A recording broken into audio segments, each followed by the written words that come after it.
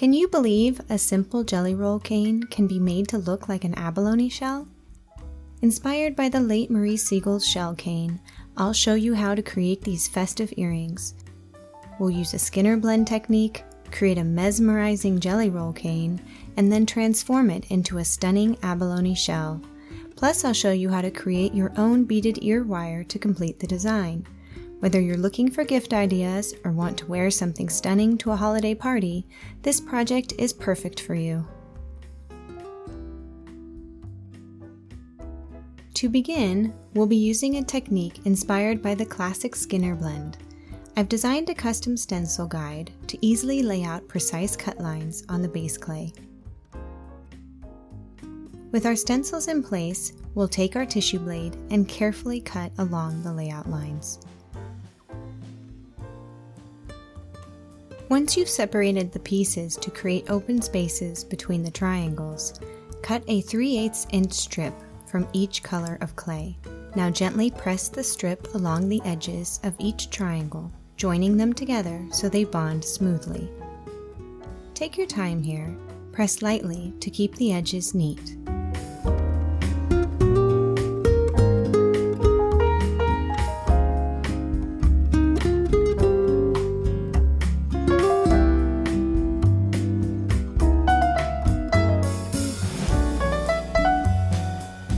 Just go at your own pace to keep everything aligned. My rectangle was starting to lose its shape, so I used my tissue blade to bring the shape back.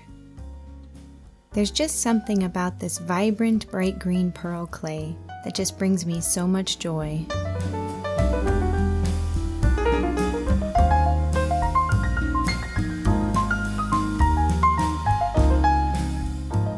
Now we'll use a roller to help set everything in place. Next, we'll fold the sheet of clay lengthwise to get it ready to go through the pasta machine. Roll it through the pasta machine with the fold side facing the rollers, continuing until you achieve a smooth striped blend. When I went to roll this through the pasta machine, it was a bit too wide for my Atlas 180. I want to show you how you can gently scrunch the clay down to a manageable length that fits your rollers without distorting the final result. I first rolled the folded clay through my pasta machine at setting number 0, then switched to setting number 3 to complete the blending process.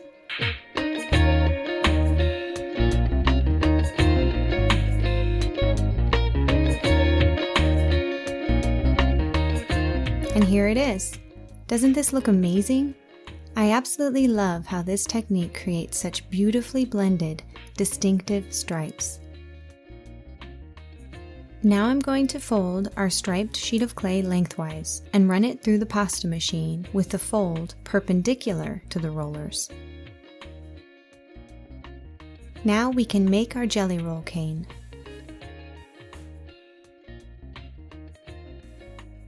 To begin, I'll take my copper strip of clay and carefully place it on top of the black strip. Afterwards, I'll place our striped strip on top of the copper clay.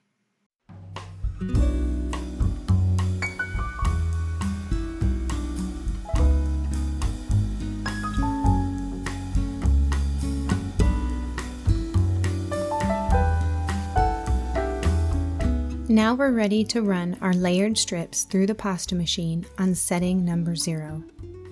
Primo clay can get sticky, especially when working it into longer strips, but pausing to straighten the clay as it rolls through the pasta machine can really help.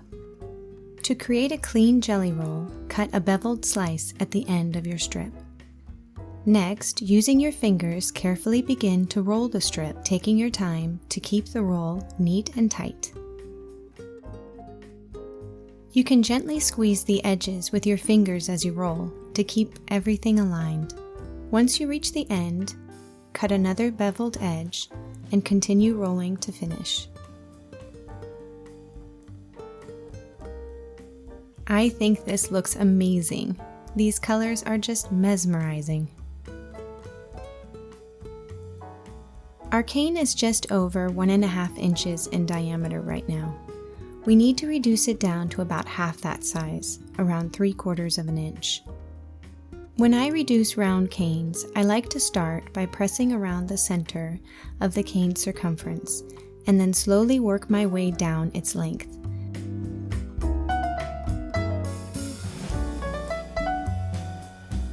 If I notice the clay in the center is moving faster than the outside, I press the ends back onto my work surface to even it out.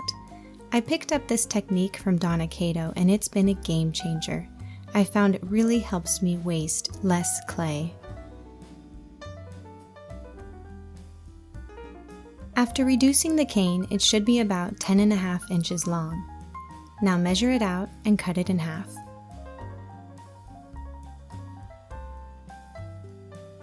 Next, take the 2 round pieces and begin flattening them gently with your thumb and index finger.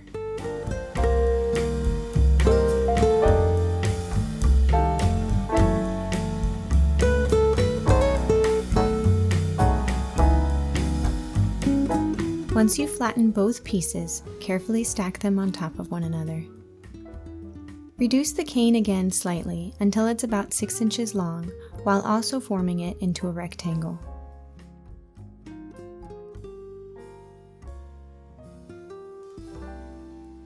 Measure the cane and cut it in half again.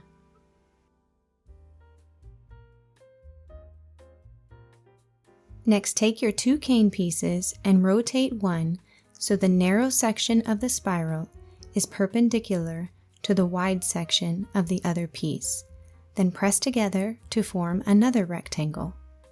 Reduce the rectangle until it's about 3.5 inches long.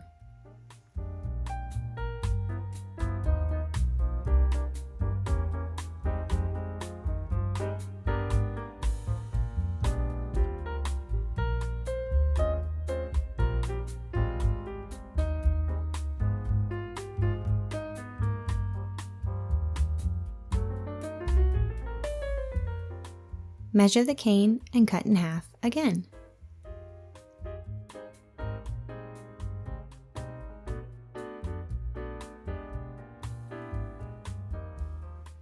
Next, take your 2 halves and rotate one 90 degrees before placing them back together. This will create a basket weave pattern.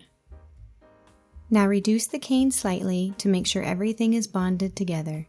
Just be careful not to reduce it too much. We want to preserve the shape and detail of the patterns inside.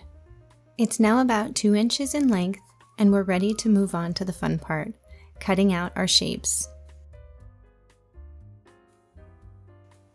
I'll be using my Rock Rose Starlight finial cutters from our Christmas collection for this project, in the 1 1/4 inch and 1 inch sizes.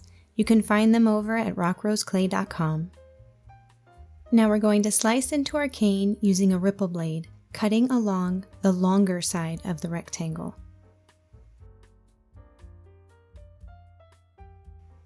And here's our first slice. Look at how beautiful it's turning out already. Remember to stick around until the end of the video, where I'll show you a second color path option to try out.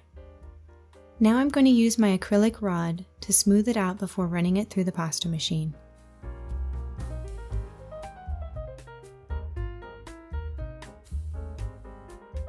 Just look at those colors. Let's slice one more piece before we start cutting out the shapes for our jewelry.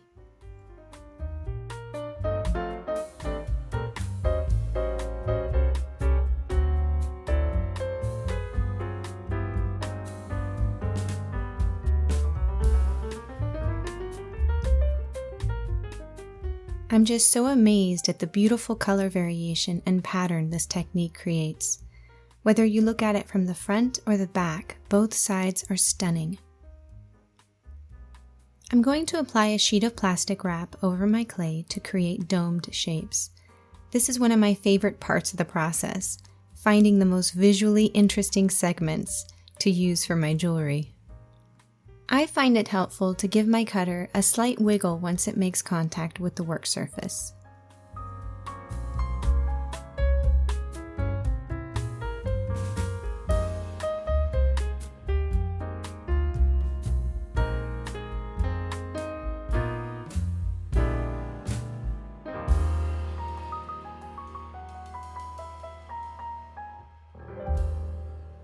Here are the first few pieces, and I am loving how they're turning out. This is how a slice looks when you roll it through the pasta machine with the narrow side against the rollers. I'll keep cutting the rest and bring you back once they're ready to be cured. And here they are, ready for the oven. I was able to get quite a few pieces out of that cane, plenty to make some amazing jewelry. Now that our pieces are cured, I'm going to give them a light sanding. You'll notice I'm sanding the face of the shapes gently. I found this really enhances the mica in the clay when it's resined. I'm using my favorite resin for this project. Just a reminder, always wear gloves, a respirator, and eye protection when working with resin, and be sure to work in a well-ventilated area.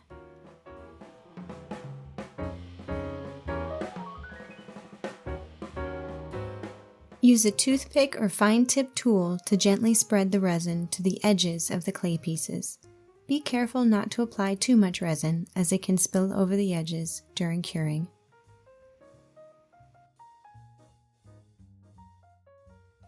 Run a lighter over the surface of the wet resin to pop any trapped bubbles, but be careful when doing so.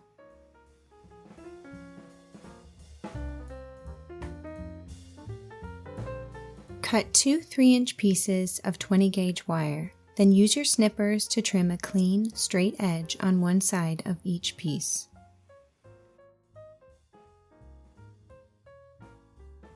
Next, take your bail making pliers on the third smallest diameter and gently wrap the wire around until the cut ends meet the straight portion.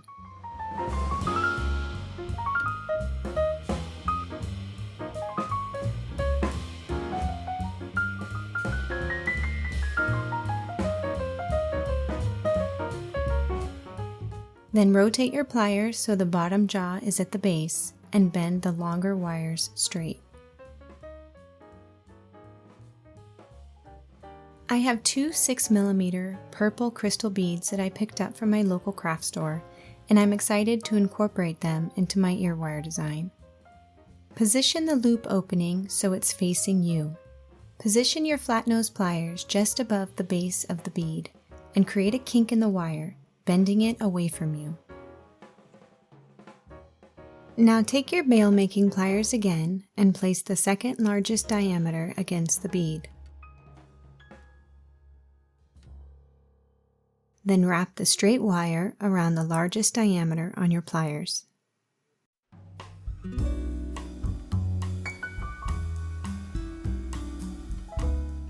Now I'm going to repeat the process for the second ear wire before adding the final touches.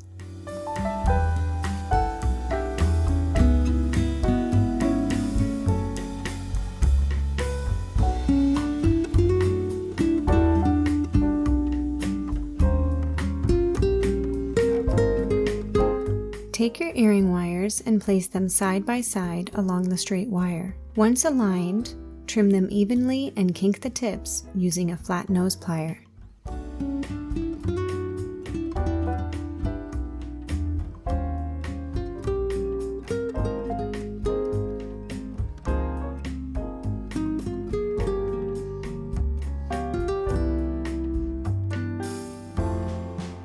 Next, I'm going to use this bead-along deburring tool to round off the tips of the wires.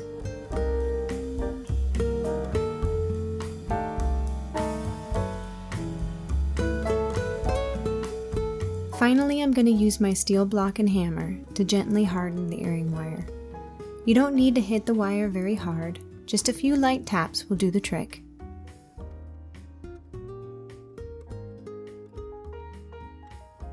Open a jump ring with pliers by gently twisting the ends apart instead of pulling them. Slide the open jump ring through the drilled hole in your first clay dangle. Then attach the second dangle to the other side. Twist the jump ring back to close it securely. Next, take your ear wire and twist the loop open. Slide the assembled clay dangle onto the ear wire, then twist the loop closed securely. And there you have it! These stunning faux abalone shell earrings are sure to make a statement at any holiday party. Both sides of these earrings are absolutely gorgeous. If you've enjoyed today's tutorial, please subscribe and give the video a thumbs up. But before we go, I wanted to show you how changing the colors in this technique can create something completely unique. I used reds, silvers, and golds for this version, and I think it looks amazing, almost like a blown glass ornament. Thanks so much for watching, and I'll see you in the next one.